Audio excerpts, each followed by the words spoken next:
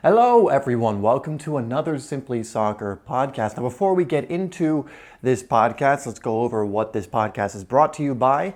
And I'm actually going to plug my own stuff in this. If you guys are not aware, I actually have a website called Simply Soccer Academy. It is linked down below. And on that website, you can gain access to my free 7-day confidence building course. You can also gain access to Ultimate Soccer Skills, which is a course that's going to help you master the ball at your feet, your skill moves, your dribbling. Some of the skills I think are the most important. That has some 30-day training programs in there, along with a ton of drills you can do in order to improve that area. And you also get into my private Facebook group through getting that. And also, we are actually rolling out one-on-one online coaching. So if you're interested in being coached by me one-on-one on an online basis, where I analyze your footage, I give you drills to do, certain trainings to do, and really just help your growth as a player, set goals and hit those goals and things like that. You can contact me through my email. I am setting up a page for it, but right now, just contact me at simplysoccer08 at gmail.com. I'll put that down below as well. Do not contact me, please, outside of that. I don't want a million of you contacting me and kind of blowing up my email with other inquiries. Let's leave that on the channel. If you have a question, ask me it in the comments of this podcast, okay? Just so I can keep my inbox relatively clear, because it can get a bit hectic sometimes. Anyway, guys, that's what it's brought to you by. Wanted to bring your attention to that stuff for those of you who don't know. And we're actually going to have a lot more stuff coming on that website in the future. I have another course I'm working on, a couple actually. One that's pretty simple, but another one that goes in depth more into the fundamentals of the sport. You can also buy jerseys on there, just a bunch of stuff. So if you want to help support the channel even more and get a great course or even a free course in the meantime, check it out. Now, guys, today I want to talk about what is a very important topic because as you guys know, with these podcasts, we don't only go over just football specific stuff. Sometimes we'll go over certain aspects of self-development, improving just as a person, not just about as a footballer, because ultimately the more you also improve in other areas of your life or just discipline yourself more and actually start moving in the direction you want to move into, your football ability will improve as well. As your confidence improves, your footballing ability will improve, all this kind of stuff. And so I don't know why I even brought that up, because all I wanted to tell you is I was actually going through a course myself, because one of my kind of mantras or one of my values is to continually be growing, self-growth, and not just as a footballer, but in other areas of my life. So I joined a group, and the guy in the group, one of the guys who runs this course, was saying something, and I'm like, oh, wow, that's so simple, so simplistic, so elegant, and I want to share it with you guys. And it reminded me of something, and because a lot of you ask me a certain question, a lot of you ask me things like, I can do certain things in practice, but I can't do them in games. Or you tell me, like when I'm individually training, I can do the step overs, I can do Maradonas, I can shoot into the corner, but I can't do them in games. And I want to kind of go over why that is the case. And I also want to go over why football intelligence, soccer IQ, could be one of the most important things you ever develop. And it is something that is developed, because without game intelligence, without knowing how to operate in the game and make good decisions, it doesn't matter how good you are on the ball. It does not matter how good your passing ability is. It does not matter how good your shooting is. It doesn't matter if you're in training and you can whip the ball into the upper corner 10 times in a row out of 10. I mean, that's great, and we definitely want to utilize that. But what I'm saying is, even if you have the tools, if you don't know how or when to use the tools, they're not going to be effective. And the guy who, in this course, the way he put it, of course, his course is not, his course. Let's see how many times I can say course in the span of this podcast. But of course, he's not a footballer or a soccer player. This is something completely unrelated. It's more just to do with life in general and thriving in life and living a fulfilling life, obviously, which I like to do, have my life fulfilled. And he went over this in this way. And he essentially was going over this idea that, everyone wants these practical tools. And we can relate this to soccer in a minute, and I will. But everyone wants these practical tools. They want these tools that they can just use, and they think that the tools are the things that are going to help them succeed.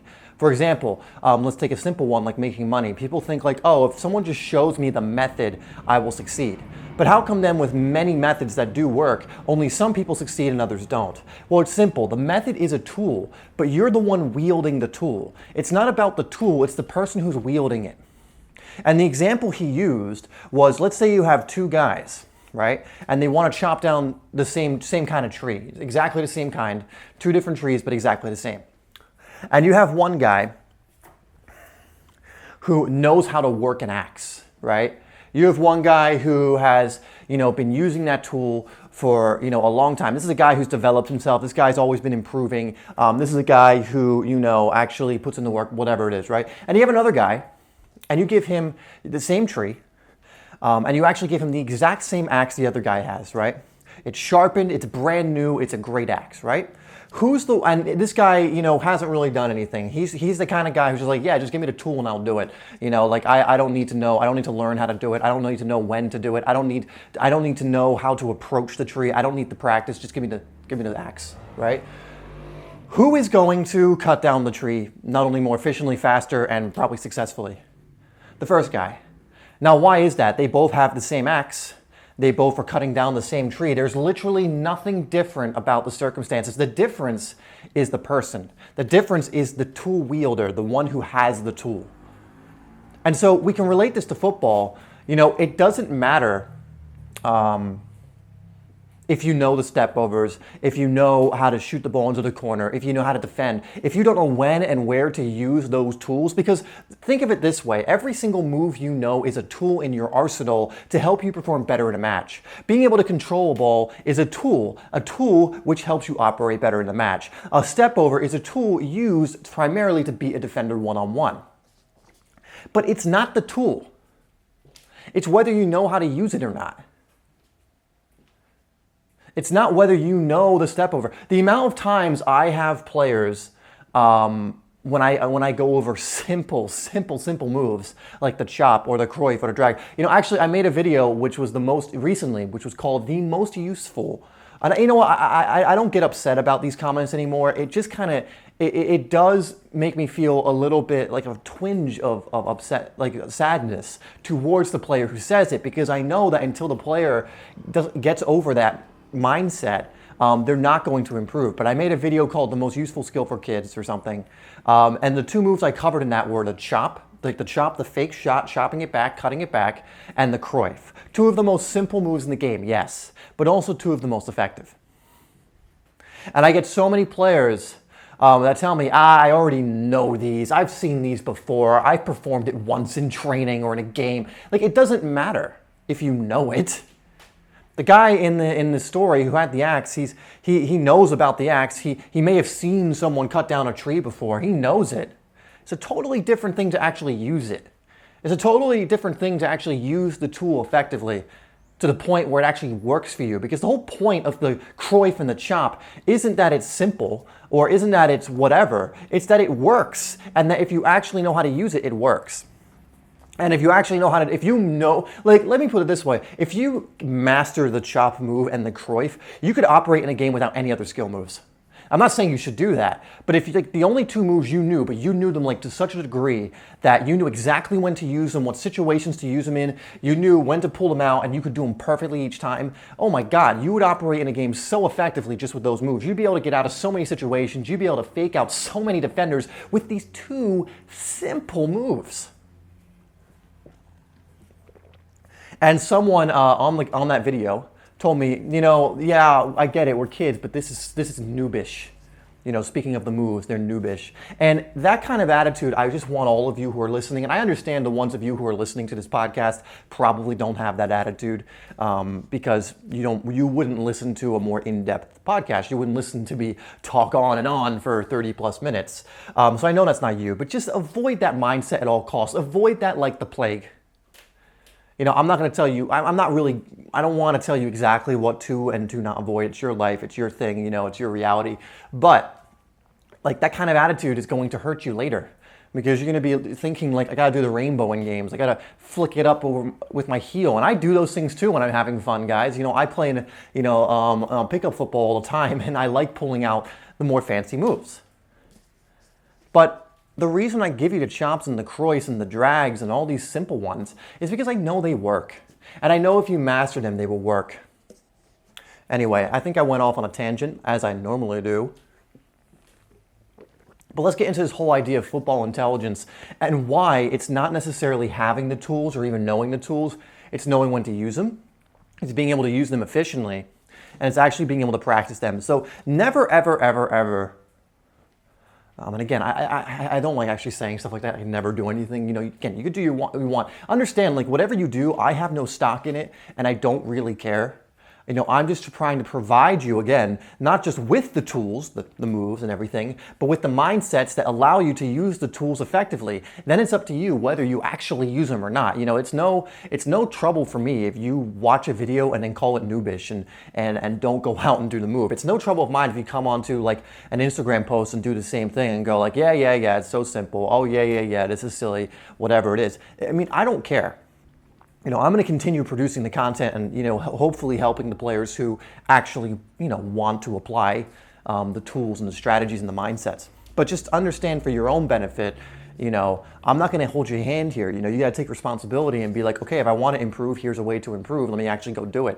Another thing I learned from this course, and it's so simple. It's so simple, and this is one of my favorite. This is another like one of a value I have, and it's so simple. But it's this idea.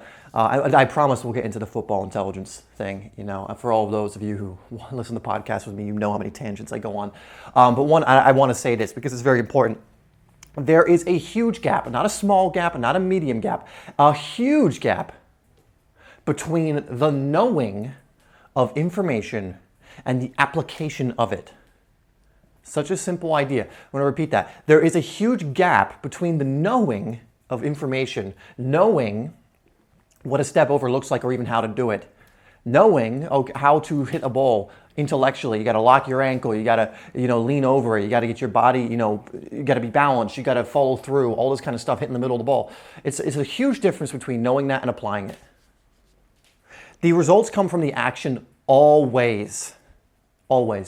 And this is kind of a reminder, the application. Now, again, I believe the information is important because with the information, you can find out how to do something more correctly and you can avoid unnecessary pain where you're trying to figure it out and you're going through trial and error. That's why YouTube is so cool. That's why watching YouTubers and coaches and people like that go over certain things is great because it cuts the learning curve. So you're not out there. But someone who's out there and knows nothing about something, but is actually trying different things and is actually taking action will succeed infinitely more than someone who looks up all the information and does very little to nothing. So just remember that. It's not about if you know it or not. I don't care if you know the step over. I don't care if you know the Cruyff. You know, can you do it in a match? Can you do it when it matters? Have you practiced it enough times? Have you actually done the research and do you have the football IQ which you develop through practice to know when to use the Cruyff, when not to, when to use the step over, when not to, when to pass the ball off, when to try that through ball, when to take the shot, when to do whatever. All right, so just keep that in mind. Huge difference between knowing and applying.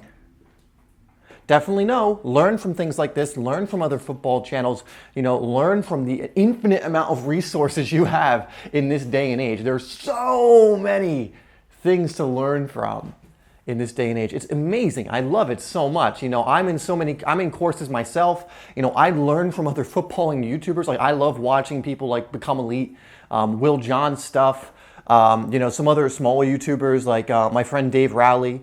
You know, there's so many. Right, and I could name so many more, you know, Dylan Tooby from Progressive Soccer, like all these guys, because they're an incredible resource to help you improve your game. But like I'm sure any of them would say too, you know, we can show you this stuff, but we can't make you do it. And the results will come in the doing. And there's no excuse now because there's so much information. You know what you need to do. You know what you got to do. I mean, you can watch a professional player, like a Will John is a professional right now. I think playing in like the top tier in Georgia. And then you have Matt, who is also a professional. I think he's currently trialing with USL teams in the second division in the States, which is honestly, guys, a really good, amazing level. So they know what they're doing. They know what they're talking about. And if you apply what they're going over, it'll work for you. So really in this day and age, the only thing that's going to prevent you from getting better is the lack of application, the lack of putting the tools to use. Right? You got to actually use the tools. Like the guy who never knew how to chop down the tree versus the guy who actually practiced it. Obviously, it's a no-brainer who's going to win that contest, right? It's a no-brainer who's actually going to actually chop down the tree, despite having the exact same tool, despite having the exact same sharpened axe on the exact same tree. The circumstances are exactly the same. The person is different. Because the one person put in work, the one person did the research, the one person actually applied the advice, and the other person did not. Huge difference. Doesn't matter if both players going into a match know the step over, the one who's practiced it with good form the most is the one who's going to be able to do it better. Okay? So just keep that in mind. Football intelligence. Football intelligence. Why is it so important? It is, in my eyes, probably, I don't want to say the most important, because there's so many. I mean, the one great thing about football is it's a simple game, yes, but there's so many components, so many little intricacies that go into it. You know, especially as you get better, you start to learn what those are. But football intelligence is often one of the most overlooked. You see, because we want to just get the ball at our feet and play, and that's how I was when I was a kid. I just wanted the ball at my feet. I just wanted to kick around. I wanted to go and score goals. I wanted to dribble around. I love that shit. I didn't like fitness. I didn't like any of that stuff when I was a kid. I had to learn that stuff, and it's necessary if you want to play, you know, and move up and keep moving up. But, you know, I get it. But football intelligence is even more interesting because it sometimes involves not having the ball. It sometimes involves studying other players. It sometimes involves more, if not as fun stuff. Although you can definitely learn it the more you're in matches too. But football intelligence will make or break you as a player. It really will, because let's go back to actually having the tools versus knowing when to use them. You know, like if the guy, for example, has like 3 different tools to chop down the tree, and he has an axe and a hammer and a nail gun, it's no good if he's trying to chop down the tree if he's like shooting a nail gun at it, right? He's using the wrong tool. That's a lack of tree cutting intelligence. I don't know how to relate that, but it's a lack of intelligence for that specific thing, right? Not knowing which tool to use. Let's say he's a master at each of those tools, but if he whips out the nail gun or the hammer and then starts hammering the tree, it's not going to work, right? So the same with football intelligence. Essentially, the players with the best football intelligence know what to do in different situations. They make good decisions. They know when to pass and when not to. They know when to slow the tempo and when not to. They know when to take someone on and when not to. They know when to shoot and when not to. And they go for it as well. They take risks when they know they can take risks. 2 players who I think are some of the most football intelligent players to have played in the last while, Pirlo and Javi. And there are many other players, and we'll get into them in a minute. And these top pros, most of them have incredible football intelligence. They have to. You can't get to the top level, even in a lower, like maybe even Premier League team, without having, you know, a good, well-developed intelligence and decision-making ability. Because if you didn't, you'd be losing the ball all the time. You'd be giving up goals. You'd be ruining goal-scoring opportunities. Some players still do. You can still see it. But the crazy thing about players like Pirlo and Javi is their football intelligence was so advanced that you rarely saw them lose the ball. You rarely saw them make mistakes. You rarely saw them pick out the wrong pass. In fact, they were at such a level that when they would pick out certain passes, you would go, holy crap, I didn't even see that. How did he see that? That's football intelligence. That's knowing how to use the tools, right? That's knowing how to use your passing ability in the right situations. That's knowing when you need to slow the play down and retain the ball and whatever it is, right? And something about football intelligence, too, is if you look at Pirlo and Javi, now these 2 were absolutely fantastic footballers, right? You know, Pirlo and Javi had incredible passing ability, all this other stuff. But they weren't the most skillful or even the best players in the world as far as like the skill and the shooting and other aspects of the game. You know, you could probably name players who were much more skillful than them. You could probably name players who could do much more than them. Yet, I guarantee Pirlo and Javi had better careers. I think Javi's still playing, actually, in like Qatar or something. But let's stick to more of his Barcelona playing days. But you will struggle to find players who had better careers than these 2, despite maybe even being a technically better player. Why? Because Pirlo and Javi's football intelligence was so amazing that even if their technical ability wasn't as good as the next guy, and again, I'm not downplaying their technical ability because it was also amazing. But there were players who were skillful, more technical, all this kind of stuff. But it didn't matter because Javi and Pirlo knew how to use their abilities in the situation. You know, one thing I would watch when I'd watch Pirlo, it was amazing. You know, whenever he'd be pressurized, because he'd be playing in this playmaker type role, kind of a deeper role, right? Almost like a quarterback, but for, I was about to say for football, but that would get confusing. But let's just say for soccer in this instance, a guy who's spraying the ball, dictating the tempo, making those plays. And I noticed that when anyone tried to like hurry him and try and close him down, it didn't matter. Like he would calmly shield the ball, spin them, move into space or play the pass. Oh my God, I can't speak. Play the pass. Like he almost never panicked because he knew his intelligence would get him out of that situation. He trusted himself and he was able to maneuver in those situations almost like effortlessly and seamlessly because of his intelligence. He knew where players were. He knew where the passes were. He knew which type of pass to use outside the boot, inside, simple passes, longer passes. Football intelligence. If you improve your football intelligence, it will have a direct impact on the way you play. Your decision making will be better. You'll be able to get more involved in the play. You'll know what to do in different situations. And even if you are less technical than the next guy, if that player is lacking in the football intelligence, you'll stand out more than them. Now, of course, you also want to be working on the technical aspects of stuff all the time. And just imagine when you get like an incredibly technically gifted player with football intelligence, I would argue when that happens, you get a Zinedine Zidane. Zinedine Zidane was, in my eyes, better than Javi and Pirlo, technically, but had the football intelligence of them.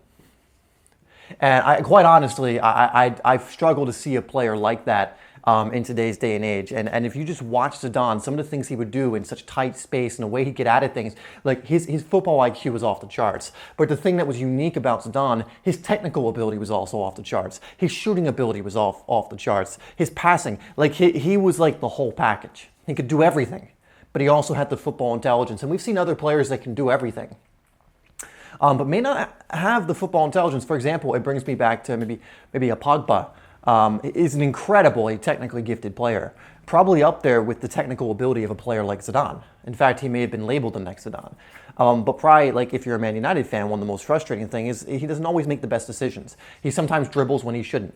He sometimes, doesn't take the shot when he should. He sometimes, slows the play down when he shouldn't. And again, like this is, big talk coming from me who has nowhere near the ability of a Paul Pogba.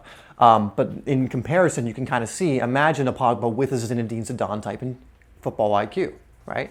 And this can be developed too, by the way, guys. But that's what happens when you also have the technical ability mixed with that.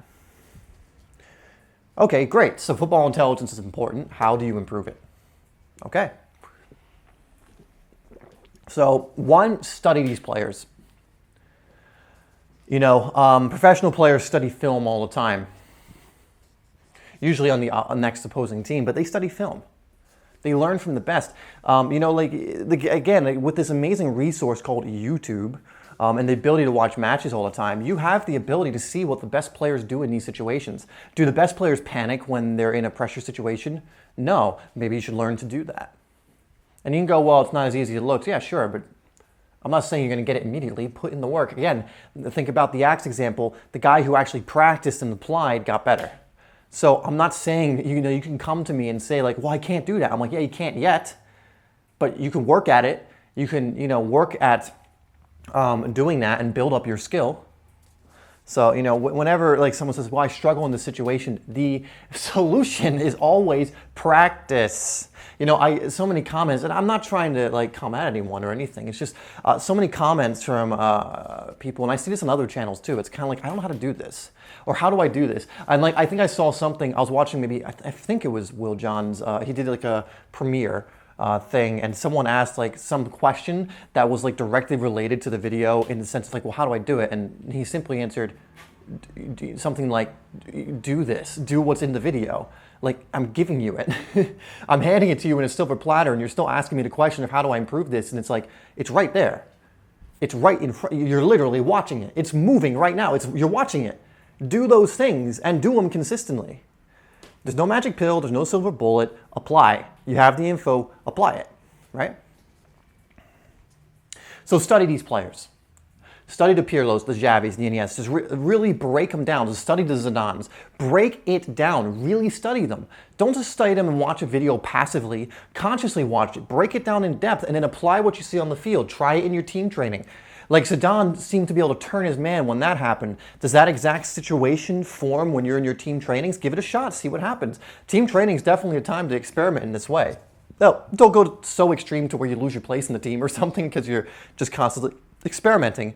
But you know, once you see, there's a difference between, yes, you want to, a lot of this is going to be developed through practice and through experience. But if you don't know what you're looking out for, if you don't know what you're supposed to be improving, if you don't have a direction or target, you know, it's going to be hard to even understand that it's there. So for example, there could be so many times in matches when you could have spun into space or turned a defender. But if you're not aware of that, then you're never even going to attempt to do it. You're never even going to know that you need to improve that, or that's a way you could improve your game and improve in those situations. So you need that clarity. And that also comes from football intelligence. I guarantee a lot of these players looked at the way they would play and go, oh, I could have done that in this situation. You know, why wasn't I aware of that? I need to bring that more into my attention. You know, whatever it is. You know, you need to bring these things into your attention because you're not going to actually learn. You're not going to actually grow unless you can analyze and look at what you're doing and go, oh, why wasn't I aware that I could do that? I need to, you know, become aware of this. I need to maybe do this certain training that will allow me to do that so it becomes automatic. So study these guys, see what they're doing, and just do it in depth. Don't just watch a few compilations on YouTube. Like if you want to start playing like Pirlo, and people are like, I can't, there's only one Pirlo, blah, blah. No, just don't listen to that. You know, you can learn from anyone. Pirlo's just a man. Same with any other player.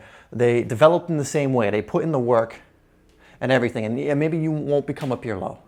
I don't know. You know, that doesn't serve you to think that way, by the way. Thinking like, I'll never become this. Well, guess what? Now you're definitely not going to become it because you tripped yourself up before you even had a chance.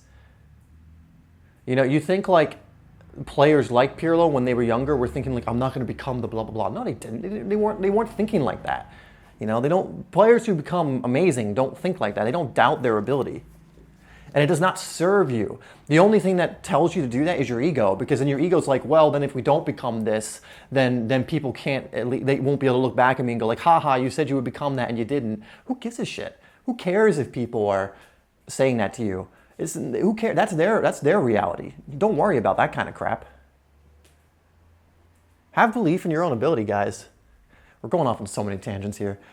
I need like a sheet in front of me. What are we at? 20? Okay, we have a few more minutes.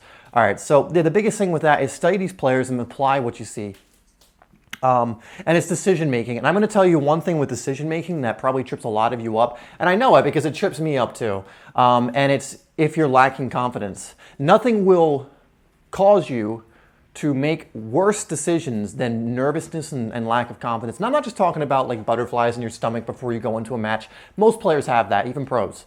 I'm talking about that. I'm talking about like an ongoing beating yourself up, ongoing like poor self-image, ongoing just like thinking you're shit, whatever it is.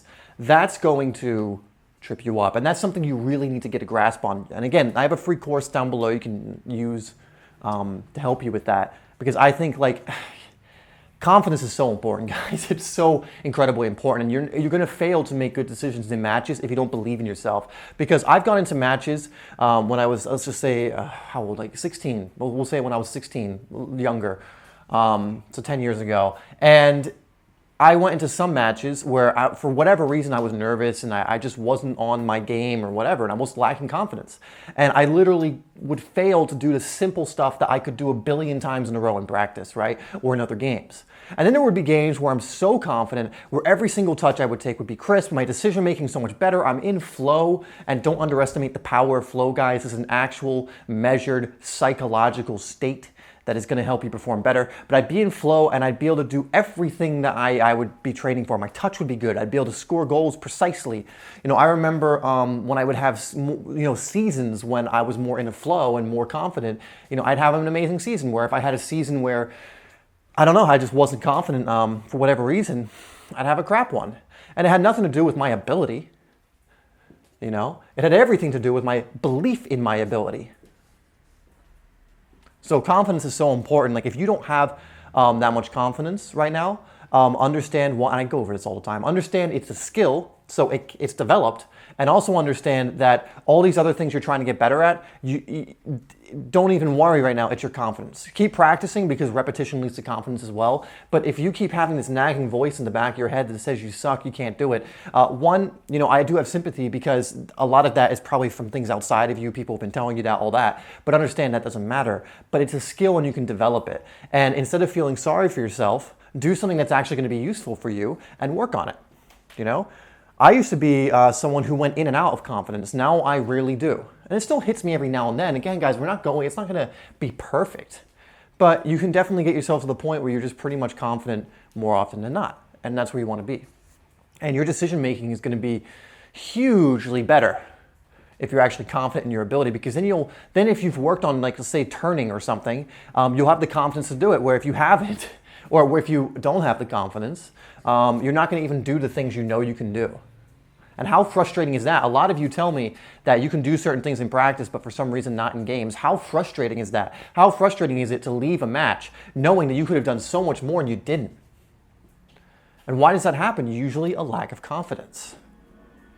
You'll be in that exact same situation you were in training, where you just did that thing perfectly because you knew you could do it 10 times out of 10. And then you get into a match and the same situation arises and you won't do it. It's a confidence thing. It's a nervousness thing. There's more pressure. But the best players in the world, they believe in themselves despite that pressure. And again, I said the best players in the world, mold yourself off these guys. Yeah, it might be sensationalized to be like, yeah, I'm going to mold myself off of Pirlo or Gerrard or a Javi or a Scholes or whatever. But why would you not mold yourself off the best? Why would you not take a look into their world and go, what do they do? How did they become so good? Because it wasn't magic. So, something to think about. Anyway, thinking in retrospect, hopefully a lot of this makes sense to you, and hopefully I didn't go on too many tangents. I get, as you can tell, pretty passionate about some of this stuff, which leads to certain other things, which leads to tangents. So hopefully I stayed on the ball enough to give you enough guidance to hopefully help you. Really, at the end of the day, the important thing is here, guys, start looking more into your football intelligence decision making. I'm not saying cut into your training to do it. I'm saying add it. Add an hour a day maybe where you're analyzing your favorite player and you're really analyzing them. You're not just watching compilation videos of their best plays. You can do that as well. But if you're like watching it passively and not going like, ooh, how did he do that? Or, oh, how can I also do this? Then you're just kind of passively watching it. It's almost like it's background noise at that point, and you're just kind of doing it for entertainment purposes, and there's nothing wrong with that either. But if you truly want to study a player, really look, really analyze, really go like even to the simple things of like, oh, why was his body positioned like that? Because even that can make a difference. Again, subtle things. But yeah, really start to do that, and you'll start to see different things. You'll start to learn quickly too. The more you do it, like spend maybe even 30 minutes a day doing that, and I promise you, if you actually start doing that consistently, you actually start applying this advice. It will improve. And of course, then you have to actually get out there and practice the things, right? But the more you see someone else in a certain situation, you will recognize those same situations, those patterns in your own play. So you look and, oh, look, Pirlo was in that situation, he did this. Then you will recognize in your own matches, in your own practices, wow, I'm in the same situation. And it won't be like you're thinking that. It'll just kind of be instinctual eventually. Last thing, I remember, and I was 7 years old when this happened, and I still used to watch football all the time, and I remember I had a match for my team, and for who else would I? What a dumb statement. For my team, I had a match. Just in case you were wondering who it was for, it was my team. But I watched a match on the telly, on TV, just before I went off to mine, and it was a professional match. I don't remember the teams. I don't remember what game it was. I think it was an international game. I can't remember. But I just remember a guy, he did this move to break up these two players, a very quick inside touch with his right and then left. It was kind of like a la croqueta, but it wasn't exactly. It wasn't like smooth like that. It was just a really quick touch and then another one, and he weaved through them and scored.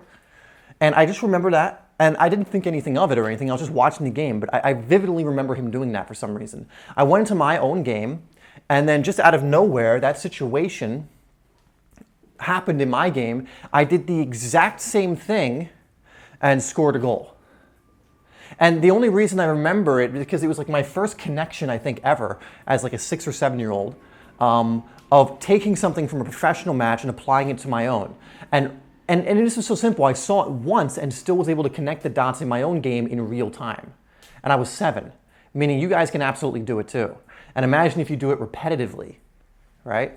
So, if I hadn't seen that, if I had not been curious about that, if I had not seen that match, I probably wouldn't have done it in my own match. I wouldn't have known. I wouldn't have known that was an option, And so that's just like a small example of how valuable it can be to study the best of the best and their game and their football intelligence and their decision making, right? It's not about watching certain players and going, that looked cool, I want to do that cool thing. I mean, that's cool too. Like, I've done that too. Like, I learned the elastico because I thought it was cool, and it actually turns out to be an incredible move that's very useful and has helped me beat multiple people one-on-one.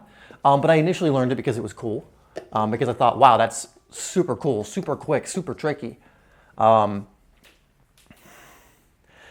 actually, to learn the things that are going to help you operate in the game more effectively. Because ultimately, this channel is not about giving you the fancy moves. You'll notice almost none of my tutorials are on super fancy moves. It's not that I can't do them. It's not that I couldn't rainbow flick the ball over someone or sombrero, actually, which is a move I really like, or do crazy some freestyle or whatever. I'm just not as interested in that. And there are plenty of channels out there, and I love those channels too.